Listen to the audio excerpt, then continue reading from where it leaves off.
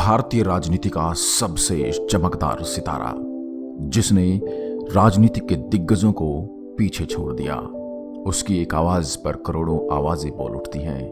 उसका नाम जुबां पर आते ही एक जोश का माहौल पैदा कर देता है। वो नाम जो आज हर भारतीय जानता है। बेबाक अंदाज, शानदार वक्ता, दोस्तों का दोस्त, दुश्मनों का सबसे बड़ा दुश्मन।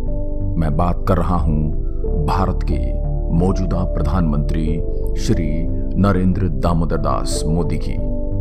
वो नाम जिसने एक नए भारत को जन्म दिया।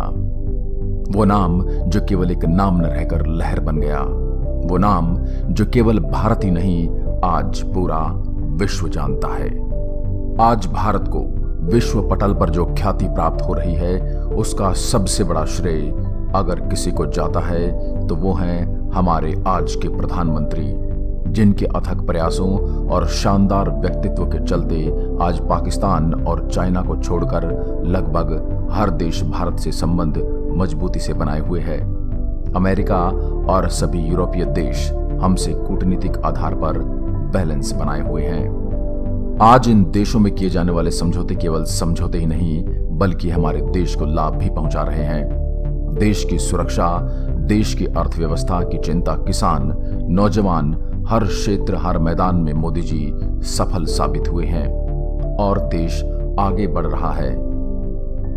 महज 4 साल और कुछ महीने बिना रुके, बिना झुके, आलोचनाओं और इल्जामों की परवाह न करते हुए मोदी देश हित में कार्य करते गए और देश को विकासशील बनाते गए। ऐसा नहीं है कि देश के लिए कुछ करने का यह जज्बा मोदी के अंदर प्रधानमंत्री बनने के बाद आया हो।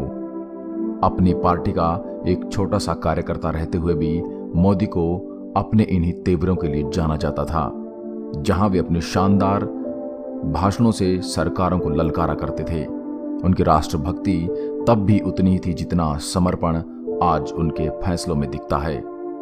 यही वह व्यक्तित्व था जिसने नरेंद्र मोदी को गुजरात का मुख्यमंत्री बनाया, वो भी 1-2 बार नहीं बल्कि 3-3 बार।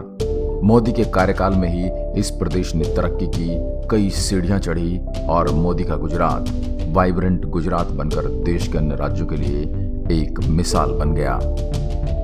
आज इतनी उम्र होने के बाद और कई दशकों की सक्रिय राजनीति करने के बाद भी मोदी के उत्साह और निष्ठा में कोई कमी नहीं है।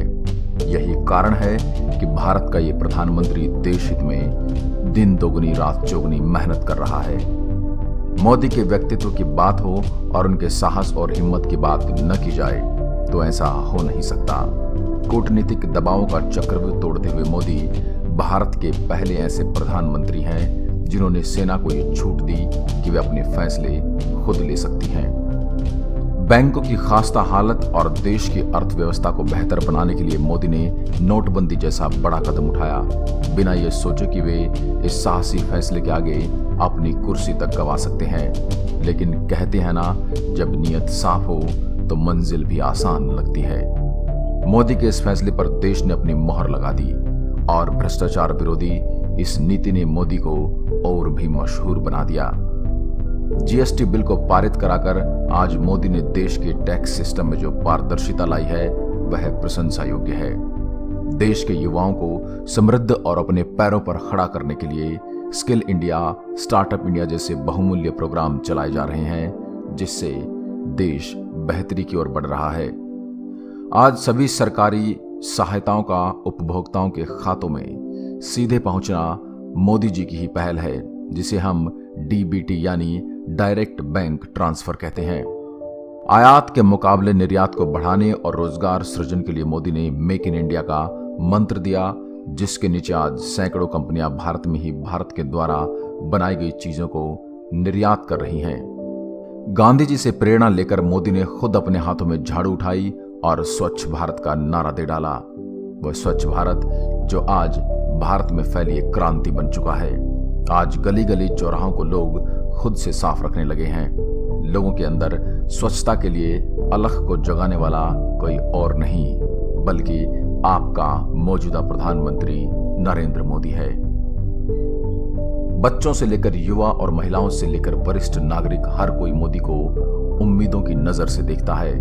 वो उम्मीदें जो भारत को एक श्रेष्ठ देश बनाएगा। प्रतिदिन सैकड़ों मीटर सड़क का निर्माण, गांव-गांव बिजली और पानी के साथ अब गैस चूल्हा और सिलेंडर का भी इंतजाम सरकार द्वारा किया गया है, जो उज्ज्वला योजना के अंतर्गत किया जा रहा है। प्रधानमंत्री आयुष्मान भारत योजना अब गरीब से गरीब भारतीय को कैंसर जैसी गंभीर बीमारियों के चलते मुफ्त इलाज दिलवाएगी, जिसका सीधा लाभ अब तक 10 लाख से भी ज्यादा लोग उठा चुके हैं। यह महत्वाकांक्षी योजना नरेंद्र मोदी का एक सपना था, जिसे उन्होंने सच कर दिया। छोटे व्यवसाय को 50,000 रुपए तक का लोन बिना किसी गारंटी और आसान किश्तों पर मोदी द्वारा बांटे गए, जिनके परिणाम अद्भुत हैं। राष्ट्रीय सुरक्षा के लिए किसी प्रकार का कोई समझौता न करते हुए मोदी ने अपने बेड़े में नई तकनीक से लैस कई शानदार हथियारों को शामिल किया है। फ्रांस और रूस जैसे देशों से रक्षा सौदे, जिसमें राफेल समझौता, S-400 समझौता, चिनूक और अपाचे जैसे हैवीवेट हेलीकॉप्टर और कलाशनिकोव जैसी अद्भुत राइफल का भारत में बनना मोदी के नेतृत्व की ही देन है। ये नरेंद्र मोदी ही थे जो भारत को लगभग संयुक्त राष्ट्र की सिक्योरिटी काउंसिल का परमानेंट मेंबर दिलाने वाले थे।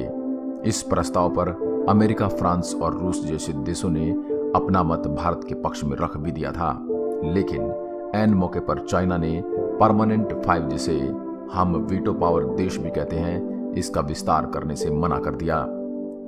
भला मोदी के सर्जिकल स्ट्राइक और एयर स्ट्राइक फैसले को आप कैसे भूल सकते हैं? उरी हमले के बाद मोदी जी बिना किसी डर के पाकिस्तान के खिलाफ एक बड़ा कदम उठा सकते हैं, जिसे भारतीय सेना ने अपने अदम्य साहस, वीरता के बल पर उस फैसले को सर्जिकल स्ट्राइक में बदल दिया और पुलवामा हमले के बाद एयर स्ट्राइक करने जैसा बड़ा फैसला लिया, जिसमें भारतीय वायुसेना ने पाकिस्तान के घर में घुसकर लगभग 300 आतंकियों को मार गिराया था।